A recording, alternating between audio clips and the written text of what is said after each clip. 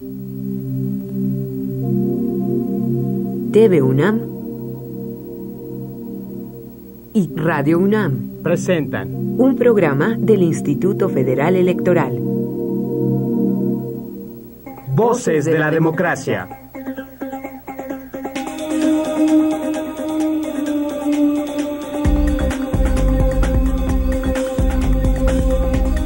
Voces de la Democracia. ¿Qué tal? ¿Cómo están? Bienvenidos. Esto es Voces de la Democracia. Soy Marilena Cantú y es un placer, como siempre, acompañarles. Democracia consensada. De eso vamos a platicar el día de hoy.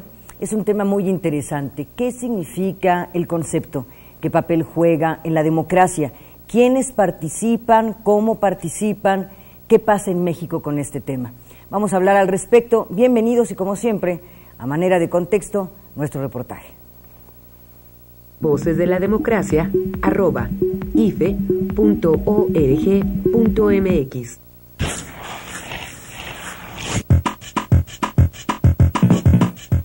Más allá de un concepto simple y de una sola lectura, la democracia es un sistema de gobierno con múltiples aristas y diferentes visiones.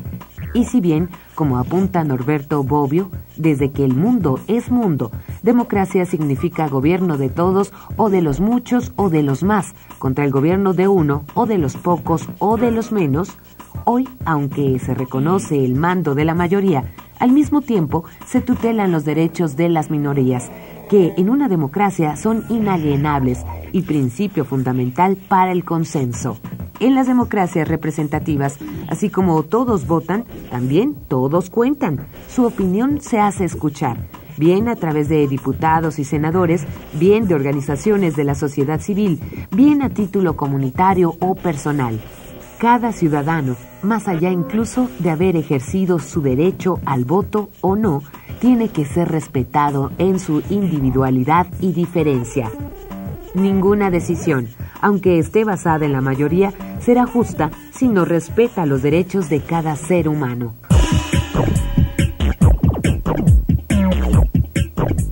El consenso, pues, tiene un papel fundamental. El proceso electoral es en sí mismo un proceso donde se privilegia el consenso, la aplicación de decisiones surgidas del diálogo, la inclusión y el acuerdo es lo que define a una democracia consensada o consensual. Una democracia más democrática, que se caracteriza por una estructura de toma de decisiones a la que se llega mediante la concertación del mayor número posible de opiniones, lo que implica una transacción, un cabildeo, una negociación y acuerdos para definir la agenda política. El diálogo es un recurso de gran valía para evitar que las tensiones que genera la diversidad tengan como resultado la exclusión, la fragmentación y la violencia. Una cultura política es democrática cuando las relaciones entre gobernantes y gobernados, ciudadanos, organizaciones y Estado se sustentan en valores como la igualdad política, la libertad, la tolerancia, el pluralismo, la legalidad, la participación y, por supuesto, el consenso.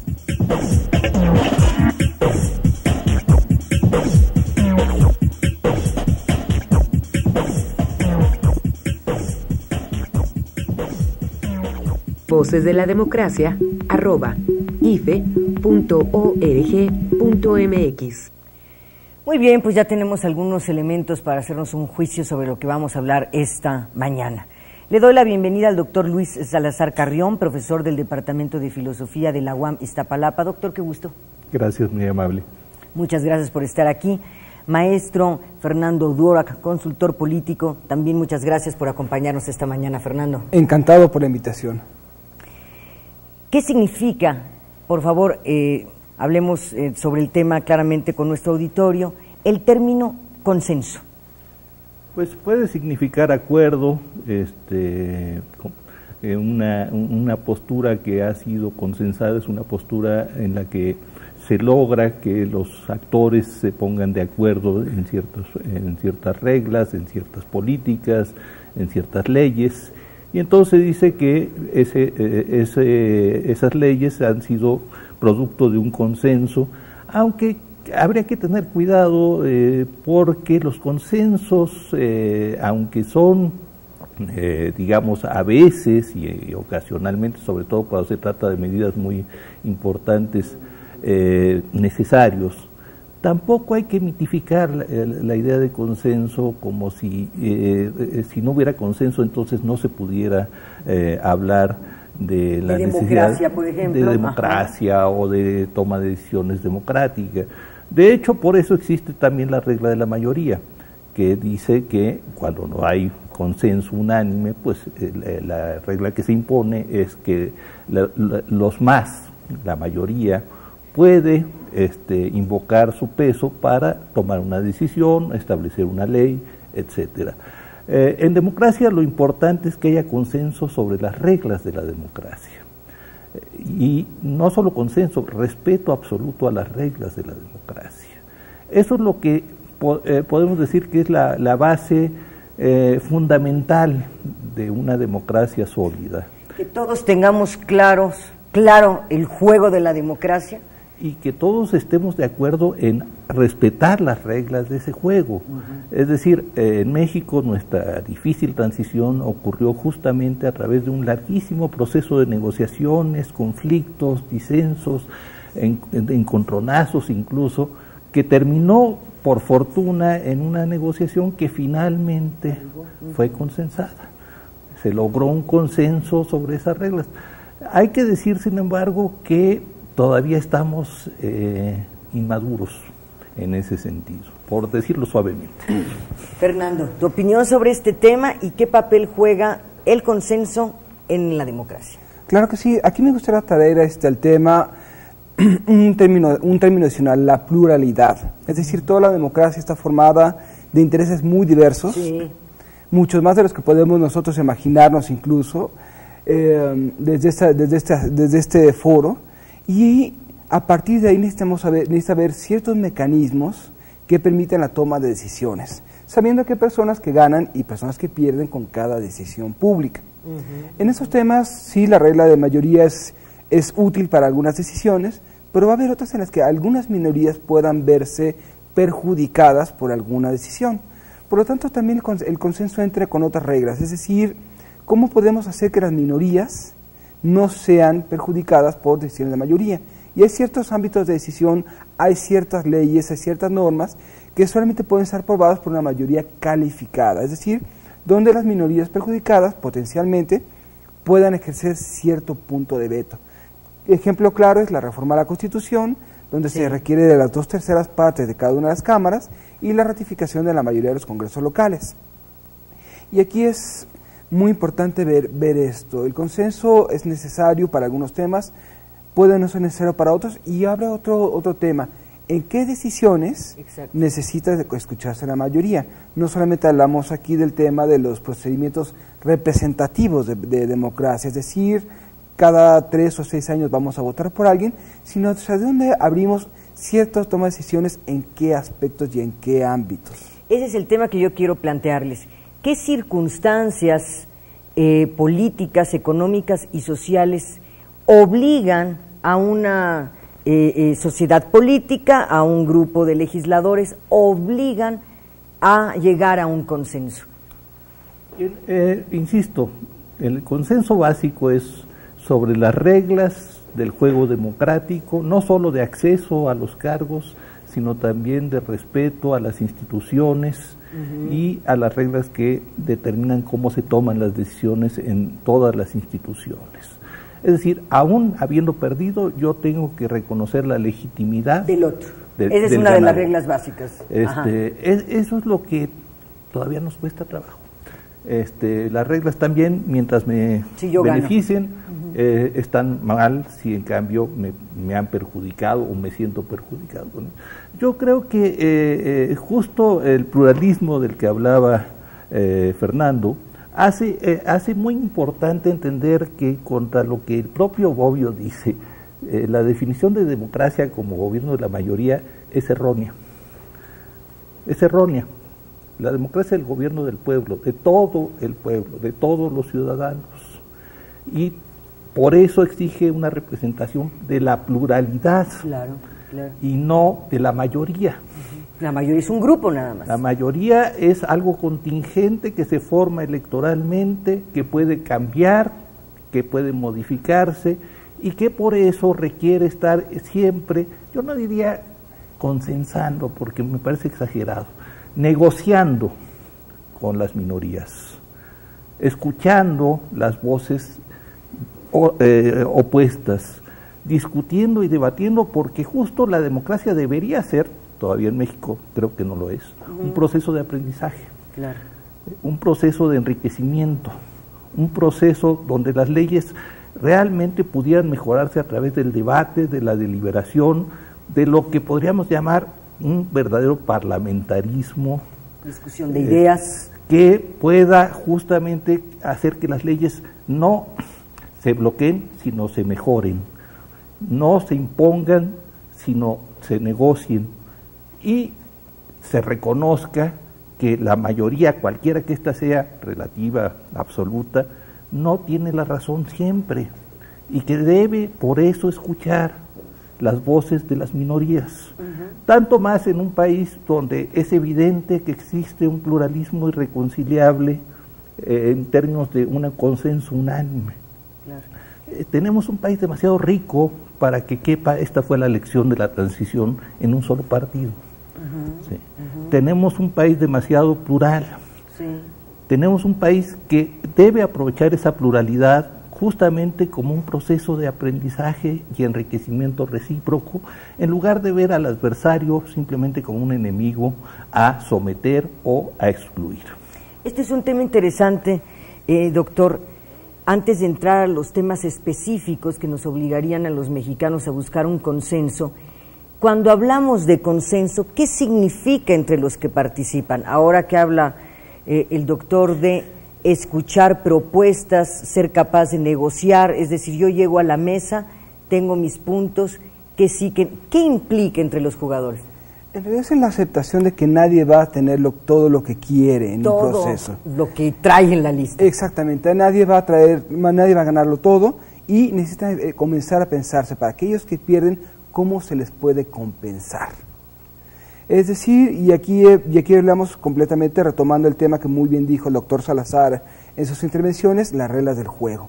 Precisamente el proceso legislativo en ambas cámaras del Congreso está hecho para calmar las pasiones, para al menos permitir que todos aquellos intereses que se vean afectados por alguna decisión potencial tengan al menos la oportunidad de expresar sus opiniones, sí, de comunicarse, y a partir de ahí se genera una negociación que pueda llegar, si bien no a un punto óptimo para alguna de las partes involucradas, sí a un consenso que pueda llegar a un estadio mejor.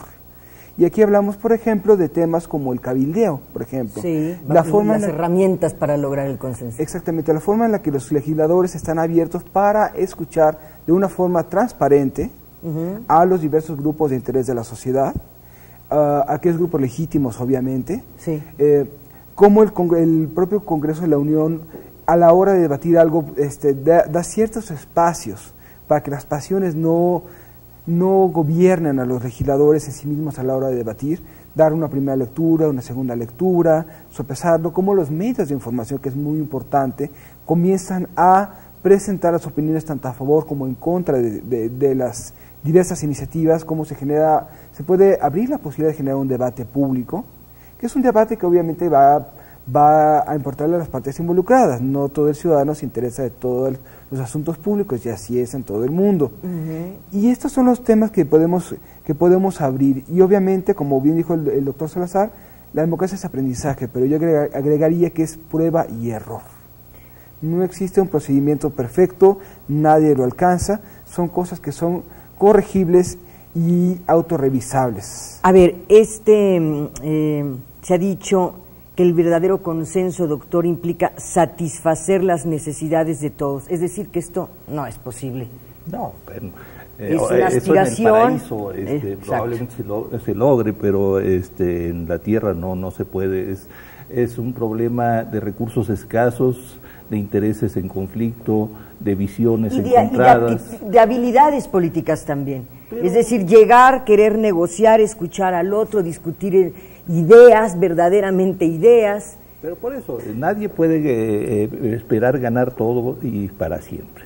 Es un juego que puede ser de suma positiva. En México está siendo de suma negativa. Eso es altamente preocupante. ¿Por qué, doctor? Porque, en efecto, yo creo que el gran problema de nuestras cámaras es que están más preocupados por la presidencia y los gobernadores que por las leyes que deben elaborar. Están pensando más en términos puramente electorales, electoreros, pues, que en términos de un enriquecimiento de la vida nacional. Hay excepciones, por supuesto, pero entonces usan las cámaras más como un ámbito para hacer escándalos, para levantar protestas, para indignarse frente a los pecados de los otros partidos, claro, uno de ellos, que como un verdadero... Por eso está tan desprestigiado el Congreso. Por eso, para la gente, los diputados y los senadores realmente no los representan. Y por eso, lamentablemente, en las elecciones, lo que parece decisivo, esencial y casi únicamente importante es quién va a ser el presidente, quién va a ser el gobernador. Esto es gravísimo, porque todos tenemos una democracia plebiscitaria, no una democracia representativa. Porque lamentablemente, si algo tienen de defectuoso los sistemas presidenciales o unipersonales de gobierno electo directamente, es que dejan fuera a la mayoría paradójicamente. Pensemos... Dicen representar a la mayoría, el pero representante no puede ser el presidente porque el presidente es electo con una mayoría relativa. Él no representa ni a sus electores. Él es el jefe del Ejecutivo, nada más. Los representantes son los diputados y los senadores. Esos sí son representantes. Pero si en todo el problema que nos preocupa es quién va a ser presidente, quién va a ser gobernador, no terminan representando a nadie. Entonces estamos eligiendo jefes, sí. Estamos eligiendo señores, estamos eligiendo amos. Voy a quedarme con este último comentario, doctor, para cederle la palabra a nuestros ciudadanos. En una democracia, ¿cómo pueden participar entonces en las minorías? Y esto nos respondieron. Voces de la Democracia, @ife.org.mx. Ir a cumplir con su voto y votar por el partido político o por la organización política nacional, pero siempre y claro sea un voto democrático, que no sea cuestionado. Se puede hacer mediante muchas formas, ¿no? Emitiendo votos, diciendo los pensamientos de cada gente. No sé, creo que de esta forma podría ser así, ¿no? A través de los representantes de alguna asociación civil, a título personal, pero más que nada es en base a los representantes. Votando y alzando la voz y haciéndose ver que están presentes en ese sistema. Votando, alzando la voz, no quedarte callada. Decir las inquietudes. Pues sí, haciendo valer su voto, principalmente haciendo valer su voto y también pidiendo respeto ante ese voto que está emitiendo la minoría. Pues expresando su opinión, ¿no? Hablando, ¿no? ¿Cuántas veces nos quedamos callados y quisiéramos decir tantas cosas, ¿no? Pero a veces hay mucho miedo de hablar. No deberíamos de organizarnos. Yo creo que las minorías, principalmente en la democracia, pueden participar organizándose, porque si de por sí ya son minorías, se pierden en esto de las demandas que lleguen a hacer, puede ser que no se sientan tomados en cuenta. Entonces, una vez que encuentren un punto donde ellos consideren que les corresponda participar, tomar parte, es ahí donde se deben de organizar y levantar su voz. Ya hay que pasar de esas minorías relegadas, en donde nada más creen que con las marchas se pueden hacer escuchar. No, creo que ya para eso hay otros medios de participación y no nada más son con las famosas marchas que a todos nos perjudican en una ciudad como la nuestra, que es muy grande. vocesdelademocracia@ife.org.mx.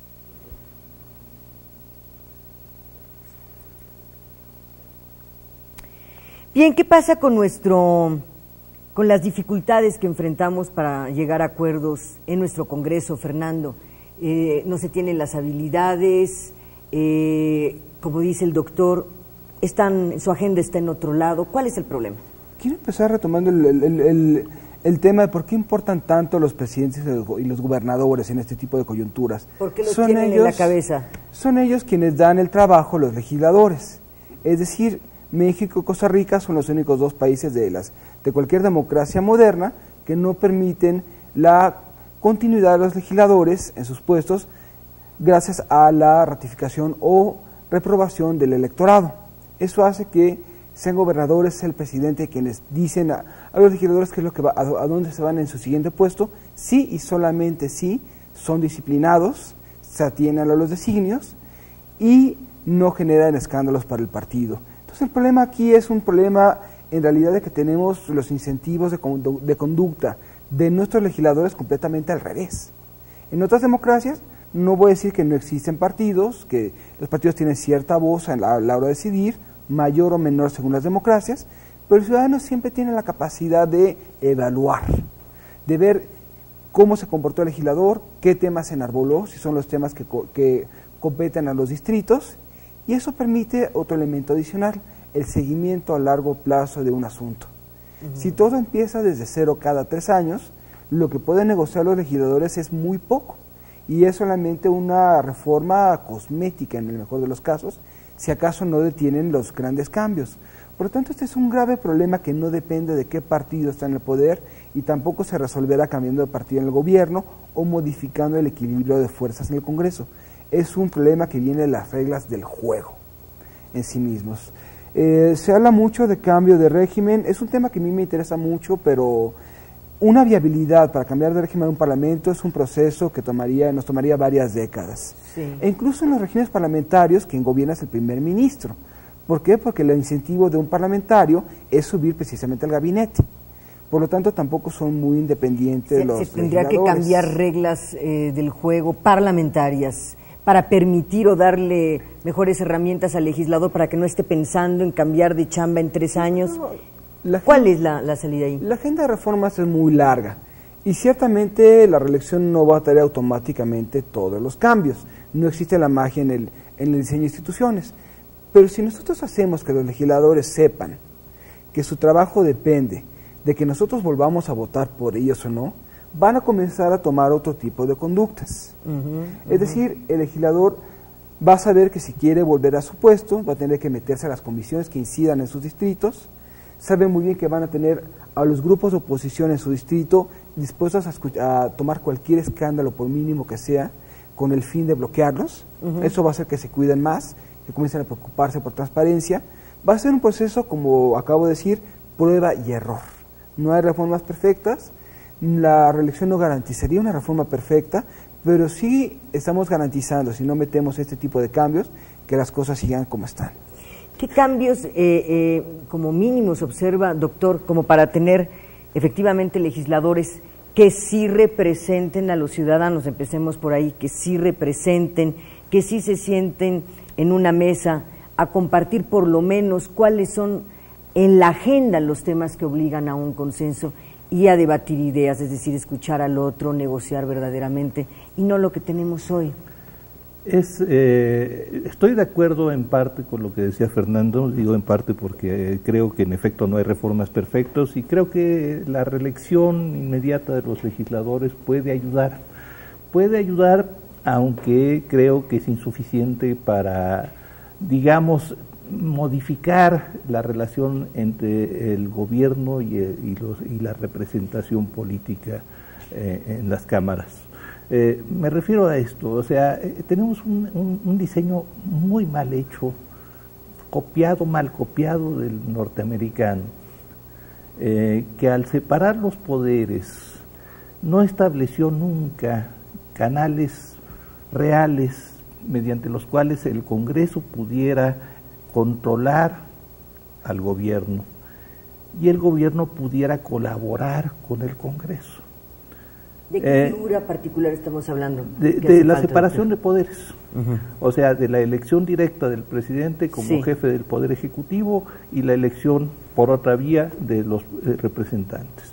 Yo sé que el parlamentarismo no es panacea, pero es menos malo. Es menos malo justamente porque permite establecer una relación entre gobierno y parlamentarios forzosa. El jefe del gobierno tiene que dialogar constantemente, discutir con los representantes de los otros partidos. No se convierte en una especie de Superman por encima, que o bien tiene que ser adorado, idolatrado por los diputados y los senadores, o bien tiene que ser detestado. A tal extremo ridículo hemos llegado que ya el presidente no puede ni siquiera entrar al recinto de la Cámara de Diputados. Bueno, estamos ante un problema. Si eso ocurre, imaginemos qué pasa con el tema de los consensos, ¿verdad? Exacto, pero es que en efecto la figura presidencial se ha vuelto un obstáculo para un gobierno representativo y eficiente. Le echan la culpa al pluralismo. No, el pluralismo no tiene la culpa y el pluralismo no se va a acabar. Y no es limitando, no es parte de la democracia, el pluralismo como van a lograr avanzar en las reformas. Mi impresión es que al contrario, tenemos todavía un Congreso que no representa efectivamente la pluralidad social, sino a los gobernadores, como bien decía Fernando, y al presidente. Ahí tenemos un tema, Fernando, me gustaría tu opinión. Tenemos un pecado original precisamente porque nuestros representantes, para empezar, no nos representan, y luego el problema del diseño que tenemos. El problema de los representantes que no nos representan es un problema para mí de incentivos de conducta, es decir, estos no son buenos y malos. La reelección es una condición necesaria, aunque insuficiente. Con respecto al problema del pecado original del diseño, creo que se ha sobrevalorado esto. En primer lugar, creo que si vamos a hablar de parlamentarismo, vamos a hablar de qué parlamentarismo queremos, o qué parlamentarismo podemos tener. Por ejemplo, funciona muy bien en el Reino Unido, donde tenemos un bipartidismo.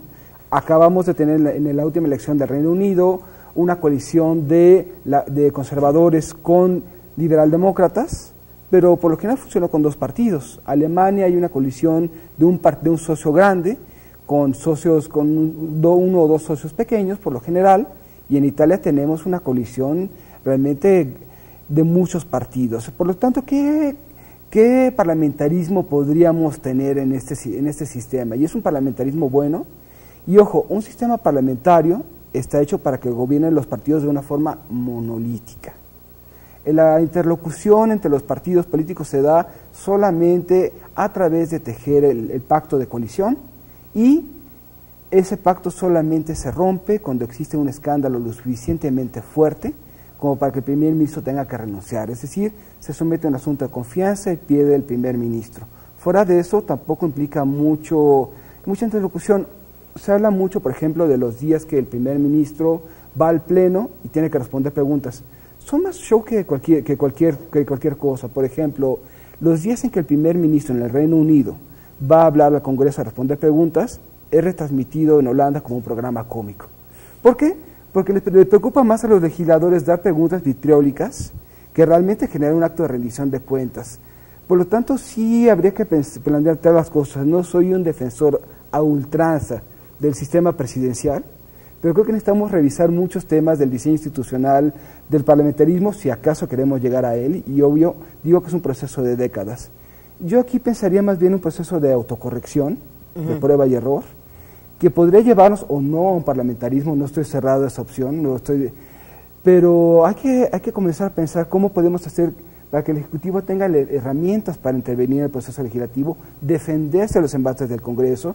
Por eso se habla de mejorar las facultades de veto, presentar iniciativas preferentes, y cómo podemos también al Congreso darle cierta fuerza para que no abuse responsablemente de sus funciones. No estoy convencido a ultranza del sistema presidencial, pero si queremos transitar algo, creo que al menos necesitamos pensar en qué puntos pequeños destrabar para que todo lo demás vaya funcionando.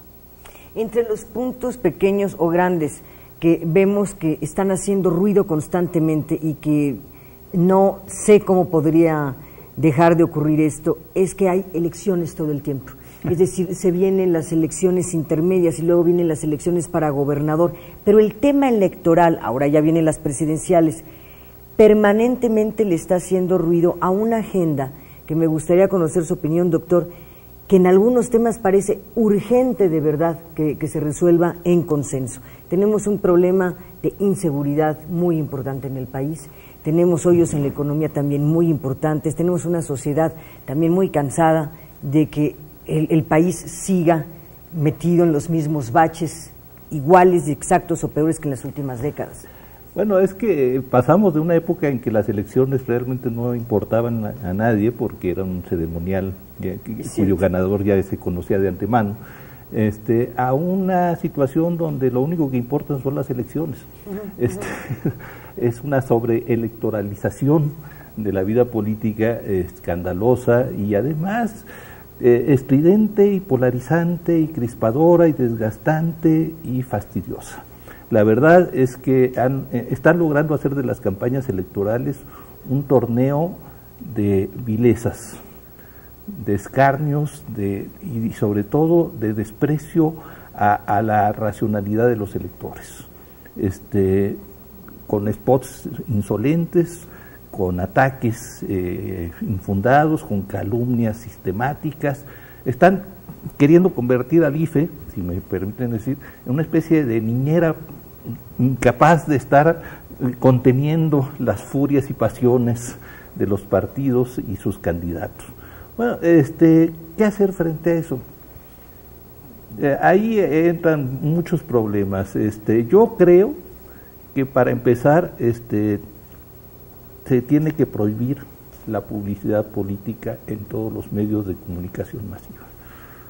No puede ser que la política siga siendo mediática. No puede ser que el gobierno se anuncie o los gobiernos se anuncien. No puede ser que los candidatos se anuncien como si fueran papas sabritas. Perdón por el anuncio. No puede ser... ¿Por las papas? ¿Para no ofender a las papas? Para no ofender a las papas. No puede ser que la política se haya convertido en este reality show degradante que no nos ayuda al autoaprendizaje y a la corrección. Yo por eso sí creo que si bien el tránsito a un régimen parlamentario no es cosa de ponerse ahorita a planearlo, hay que tenerlo claro. Hay que tener claro que por principios democráticos el parlamentarismo es superior porque supone la superioridad del legislativo sobre el ejecutivo. Supone, no digo que se realice siempre, pero ese es el principio.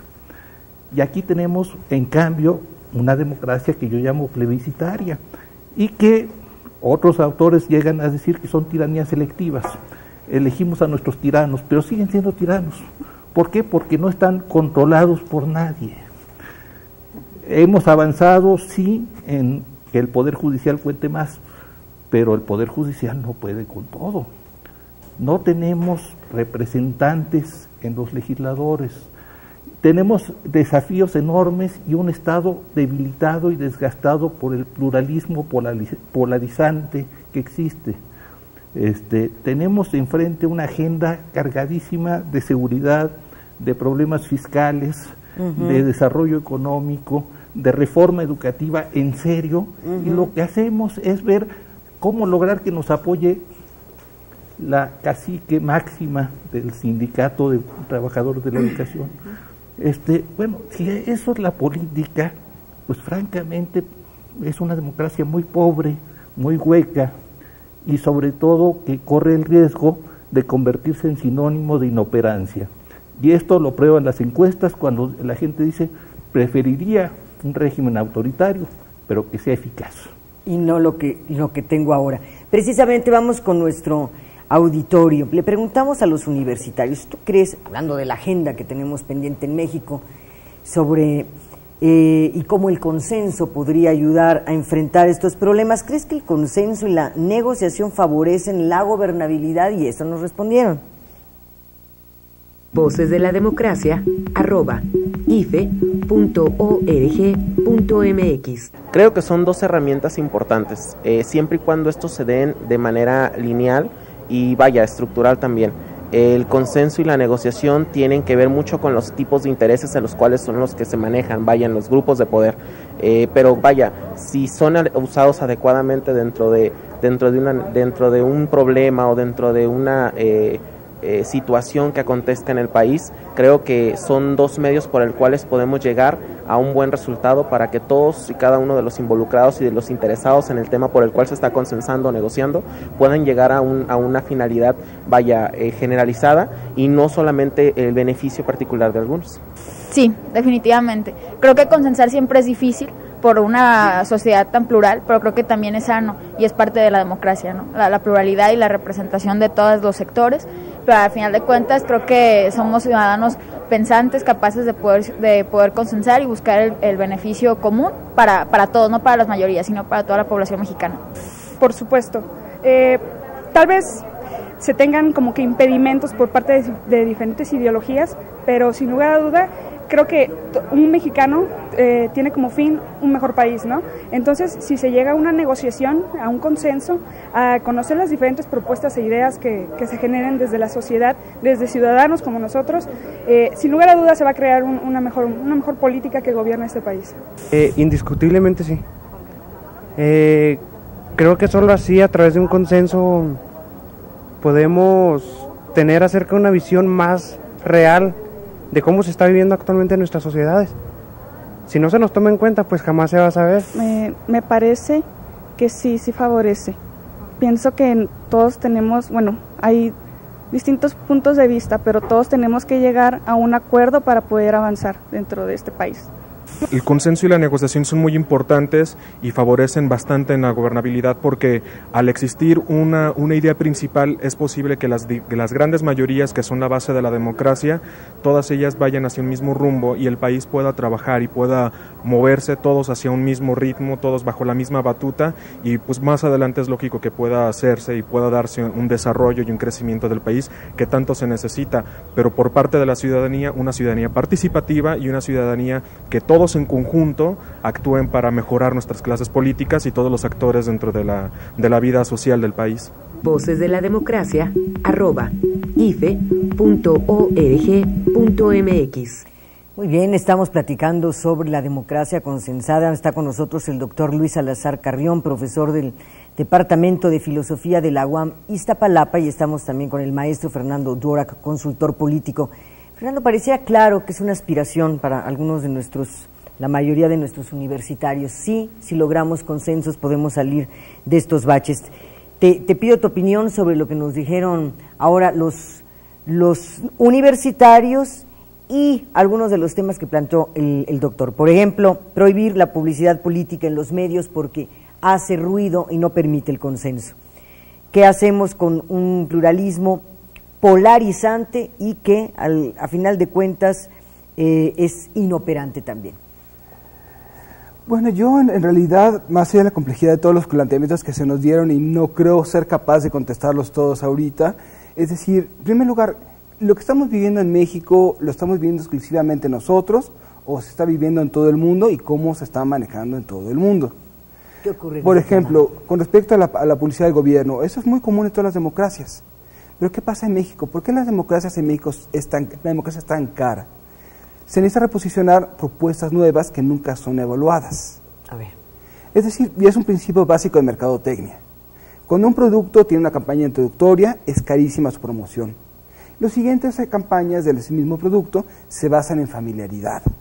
Es decir, fórmula mejorada, 3x2, ya se basa en una identificación del votante. Aquí en México se vota siempre por personas nuevas, no importa que ya hayan estado en la política antes. Son propuestas nuevas basadas en la promesa de que ahora sí vamos a hacer las cosas bien. O sea, propuestas nuevas, porque siempre escuchamos un poco lo mismo, terminará con la inseguridad, la policía va a ser más eficaz, bla, bla, bla, bla, bla, bla. Pero la diferencia es que no se evalúa a la persona que se desempeñó en un puesto, se evalúa lo que va a hacer una persona si votas por ella. Esa es la diferencia en esta democracia. Claro. Y eso hace que si se vota por expectativas, la democracia obviamente está diseñada explícitamente para no funcionar, sea como sea. En otros países las campañas son más breves y son más baratas. ¿Por qué? Porque ya existe ese seguimiento, esa capacidad de evaluación. El individuo nunca es experto en todos los temas y no se espera que ni en los países más desarrollados lo sean. Pero si el individuo está muy capacitado para decir, a mí con este gobierno me fue muy bien o me fue muy mal, este diputado regresó conmigo, presentó estas iniciativas que inciden en mis intereses y las ha llevado adelante. Con esos parámetros ya comienza a haber una evaluación. Y aquí es simple y llanamente la promesa. Ahora sí van a hacer las cosas bien, ahora sí viene el bueno, ahora sí se van a arreglar las cosas. Y estamos en un sistema en el que la democracia está hecha naturalmente para que nunca funcione nada en realidad. Por lo tanto, necesitamos, las elecciones se han convertido en un torneo de escarnios aquí y en todos los países del mundo incluso. Incluso en los sistemas parlamentarios está el fenómeno de presidencialización de las elecciones. Es decir, el votante en países parlamentarios vota cada vez más por el perfil de quién va a ser el primer ministro, los atributos, que por la propuesta del partido. Pero ¿cómo le hacen en otras democracias para que sí caminen algunos asuntos que son clave para los ciudadanos en el Parlamento, en el Congreso, mientras los partidos están dando con todo? Es decir, nosotros tenemos una agenda, como bien dice el doctor, muy cargada en México. Estamos ahora en el mes de junio del 2011, todavía falta un año y ya sabemos que prácticamente ya no va a pasar nada porque estamos viendo cómo el PAN le pega al PRI, el PRI le pega al PRD. Y decimos, no, pues después de esto, olvídate, no va a ocurrir absolutamente nada en el Senado y en la Cámara de Diputados.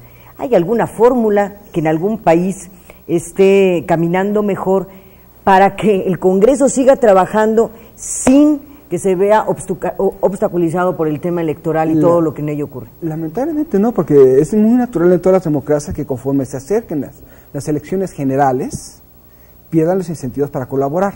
Pero ahora, cuando se acercan allá es a 2 o 3 meses antes o un año antes, año y medio antes, como ocurre en México. Ese es el problema. El problema es que aquí todo el mundo está buscando dónde se va a ir.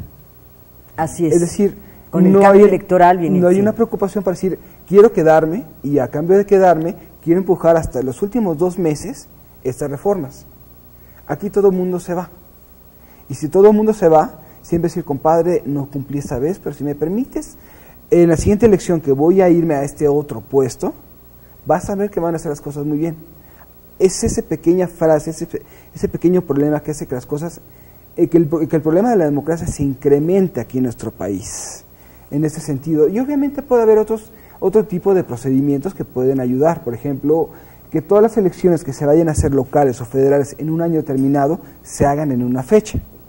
En el 2007 hubo una reforma constitucional en ese sentido, que salvo en años de elecciones federales, todas las elecciones tienen que tener lugar en una fecha. Todavía no todos los estados no acaban de coordinar sus calendarios al respecto, pero hay diversos errores de fondo. Es decir, tenemos una clase política irresponsable. Responsabilizándola se van a arreglar las cosas, pueden darse las bases para que comiencen a modificarse. No existe magia en el diseño institucional, pero sí podemos empezar a pensar en qué herramientas muy localizadas pueden, como en un dominó, si tiras una ficha comienzan a caer las otras, podemos empujar un cambio que lleve a otros. ¿Cómo podemos lograr, doctor, esta parte, me importa mucho, sobre la responsabilidad? Le planteo 2 temas.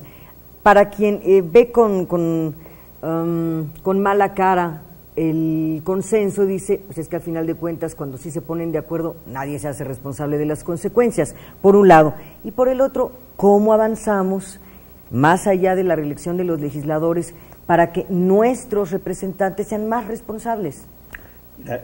Yo empezaría por un problema que me parece muy grave. Es cierto que este pluralismo polarizado obstaculiza la toma de decisiones, la formación de consensos, pero hay que decirlo, el mayor problema quizá no sea ese, no esté en esa falta de acuerdos en el Parlamento, sino en su causa profunda, que tiene que ver con la captura del Estado mexicano por una serie de poderes fácticos que son los que vetan muchas reformas. O sea, no es el problema no es la herramienta, sino quiénes. Hay un poder de veto entre los empresarios hacia cualquier reforma fiscal que sientan progresiva. Hay un poder de veto del Sindicato de Trabajadores de Educación ante cualquier reforma de la educación que sientan que perjudica sus intereses. Hay un poder de los monopolios para evitar que se regule eficazmente la competencia en el mercado. Hay una cantidad de poderes ocultos que tienen sus propios legisladores, por cierto, y no de un partido, sino de varios. Sí. Bueno, ahí tenemos una razón de fondo que tiene que ver por qué no se ha hecho lo que la Suprema Corte de Justicia exigió respecto de la Ley de Medios de Comunicación. Porque los partidos están polarizados ideológicamente, porque sostienen concepciones del mundo. No, porque esos partidos y esos representantes representan más a los poderes mediáticos que a los ciudadanos. ¿Por qué no se ha hecho la reforma fiscal? Y esto no solo ahora, no se ha hecho desde que había un partido monolítico que tenía una mayoría aplastante, y cada vez que se habló de hacer una reforma fiscal en serio, veto. Eso no tiene nada que ver entonces con el pluralismo, tiene que ver con una debilidad congénita del Estado mexicano frente a ciertos poderes ante los cuales prefiere arrodillarse, someterse, y que es, digamos, en este sentido, no es la falta de consensos la que obstaculiza, o la pluralidad política la que obstaculiza, es que tenemos unos partidos, por eso hablaba yo de la prohibición absoluta de la publicidad hacia los medios, porque me parece que si, aun si en otros países pueda haber algo parecido a la publicidad política, aquí ya es descarado el negocio. Aquí ya es verdaderamente una barbarie lo que tenemos, porque no se anuncian candidatos con ideas, sino candidatos en imágenes. No se anuncian las propuestas, se anuncian las personas, se anuncian con eslóganes vacíos, ni siquiera con vamos a hacer esto. No, es yo soy el bonito, yo soy el que puede, yo soy el macho, yo soy el sincero, yo soy el auténtico. Bueno, eso no puede ser. Eso tienes razón. Hace falta una tradición política, pero lo que están generando es una tradición antipolítica. Están, digamos, impidiendo que los ciudadanos tengan otra idea de las candidaturas y los partidos que la imagen de las personas que lo representan. Tenemos entonces partidos políticos poderosos, poderes fácticos que se imponen en el Congreso y que por eso no pasan temas como la ley de radio y televisión o el tema fiscal. ¿Cómo podemos empoderar a nuestros ciudadanos? Que no esté concentrado el poder en algunos grandes empresarios, solo en los partidos. También que tengan los ciudadanos poder como para que los que están ahí representándonos realmente se sienten a negociar y a hablar por nosotros. Bueno, en realidad más que explicar los problemas como teorías de conspiración, siempre me ha gustado ver los por qué de los temas. ¿Por qué tenemos tantos intereses enquistados en las estructuras? Venimos de un régimen que nos gobernó por 70 años a través de un sistema completamente de interlocución vertical y monolítica, a través de un corporativismo pesado, un corporativismo que estaba hecho para repartir privilegios a cambio de lealtad política, no para permitir interlocución, no para permitir crecimiento ni justicia social. Y esto, más allá de que sea un signo de fatalidad, estamos viendo un sistema que todavía no se ha reformado en ese sentido. ¿Cómo se vencen estos grandes monopolios o estos poderes fácticos?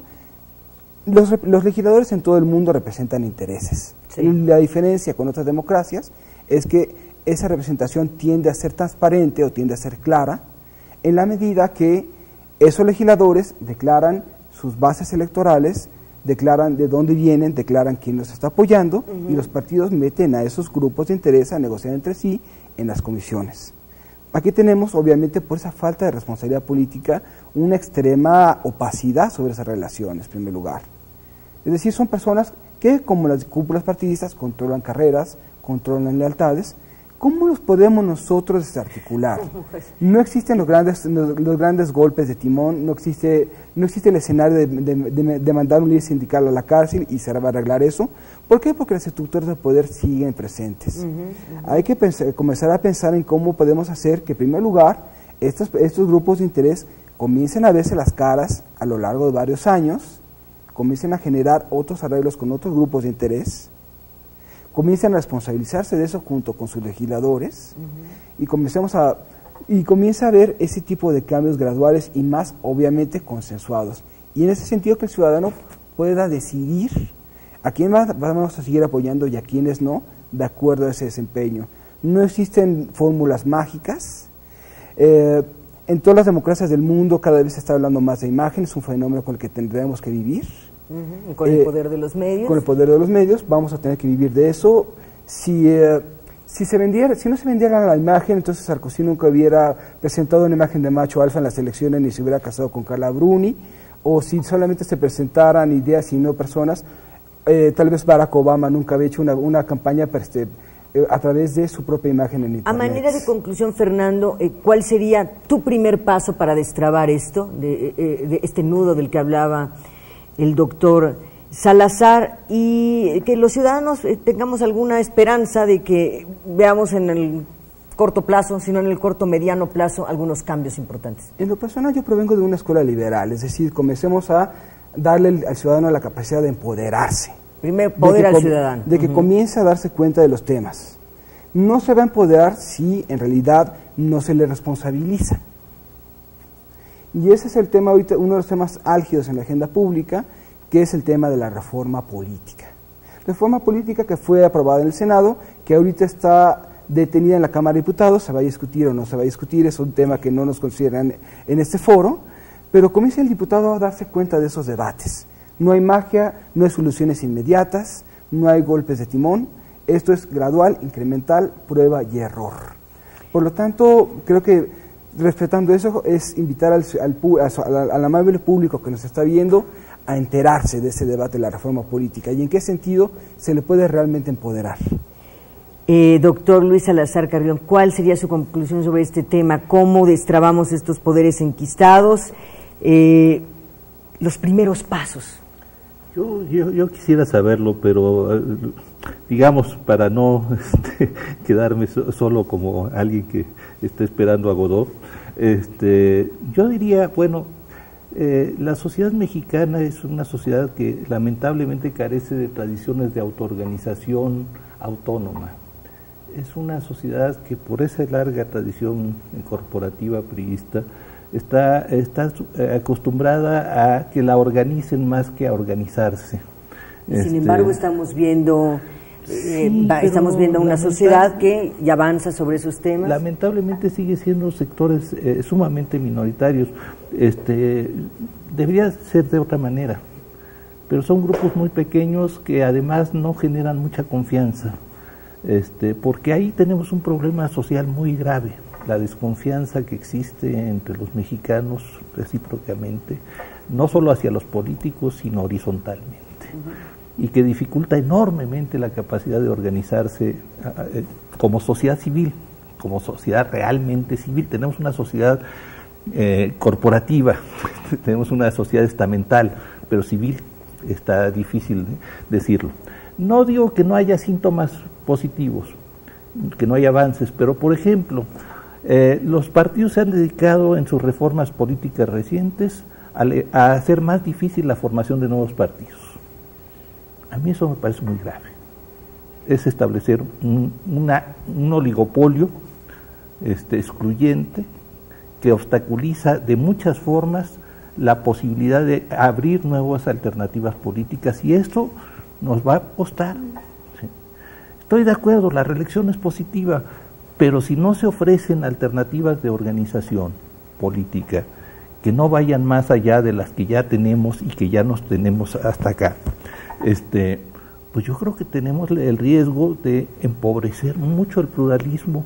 Yo diría, Justo lo que hace falta no es reducir el pluralismo, sino abrir el pluralismo a un verdadero pluralismo representativo de la sociedad y no solo de los intereses opacos que están detrás de sus candidaturas. Abrir y no cerrar, entonces, digamos, la expresión y el pluralismo mexicano, que pudiera tener curules y que pudiera debatir y que pudiera hablar sobre los intereses de los ciudadanos. Pasa necesariamente por el poder de los ciudadanos, doctor, sin ninguna duda. Y ahí usted apuntaría 2 temas para que nos quedemos en la reflexión final. El tema de la desconfianza, como usted dice, y el tema de la responsabilidad también, ¿no? Y el tema de algo que fuerza la representación clientelar en México, la falta de verdaderos derechos sociales de corte universal. Mientras haya desigualdades abismales, habrá clientelas. Mientras haya clientelas, habrá una democracia deformada por caciques, señores de la guerra, señores de los medios, y ahí es donde tenemos una agenda espantosamente larga. Empoderar al ciudadano, es decir, crear la ciudadanía, supone que se protejan no solo los derechos de libertad, no solo los derechos civiles, no solo los derechos políticos, sino verdaderos derechos, no privilegios corporativos, derechos universales que den a toda la población un piso básico, sin el cual seguirán siendo dependientes de estos personajes impresentables que son los líderes que aprovechan, capitalizan, explotan la vulnerabilidad y la indefensión de los débiles para hacerse fuertes. Esto es lo peor que afecta a nuestra democracia. Una línea final, Fernando. Te vi con cara de querer comentar algo después de escuchar al doctor Salazar. Muchas gracias. En realidad, el ciudadano, la ciudadanía se construye cuando existe la posibilidad de ejercer derechos y obligaciones. Y ahorita la capacidad de ejercer esos derechos y obligaciones es muy limitada, es por reglas, y obviamente vamos a tratar muchos temas. Hay mucho que arreglar, hay demasiado que arreglar. Se resolvería el clientelismo en el corto plazo. Es un fenómeno que existe en todos los países y eso se resuelve generando mecanismos para que las autoridades públicas no manejen tantos recursos como se tienen. Eso viene con medidas de transparencia. Vamos cerrando el cajón de la caja chica y de la caja grande. Exactamente, ¿verdad? Eso viene con medidas de transparencia, eso viene con una mayor fiscalización de los recursos públicos y eso viene cuando a los tomadores de decisiones les cuesta un escándalo público que cabe con sus carreras políticas el hacer ese tipo de cosas. ¿Hay demasiado que arreglar? Sí, hay demasiado que arreglar, pero no se va a arreglar todo de un solo tajo. Y si nosotros creemos que va a haber un gran cambio, como diría el doctor, estamos esperando a Godot. Hay que pensar inmediatamente por dónde empezar. Y yo lo pienso mucho como en un juego de palillos chinos. Para poder tener el palillo negro, necesitas mover unos 2 azules y unos 4 rojos. ¿Cuáles son esos 4 rojos y esos 2 azules que necesitamos para poder mover al negro? No se va a lograr todo, por algo hay que empezar. Muy bien, uno de esos palillos entonces tiene que ver también con el manejo de recursos de nuestros políticos y que efectivamente lo vemos como ya nota cotidiana. Falta dinero aquí, se desvió para allá y eso termina precisamente generando pues este vicio en el que estamos metidos. Y es rendición de cuentas y obviamente es uno de los pilares de lo que sería la reforma política que se está debatiendo. Así es, rendición de cuentas. Muy bien, pues muchísimas gracias, maestro Fernando Dora, consultor político, doctor Luis Salazar Carrión, profesor del Departamento de Filosofía de la UAM Iztapalapa. Ha sido un placer tenerlo esta mañana. Gracias, qué amable. Muchísimas gracias también a usted por acompañarnos una vez más en Voces de la Democracia y hasta la próxima semana.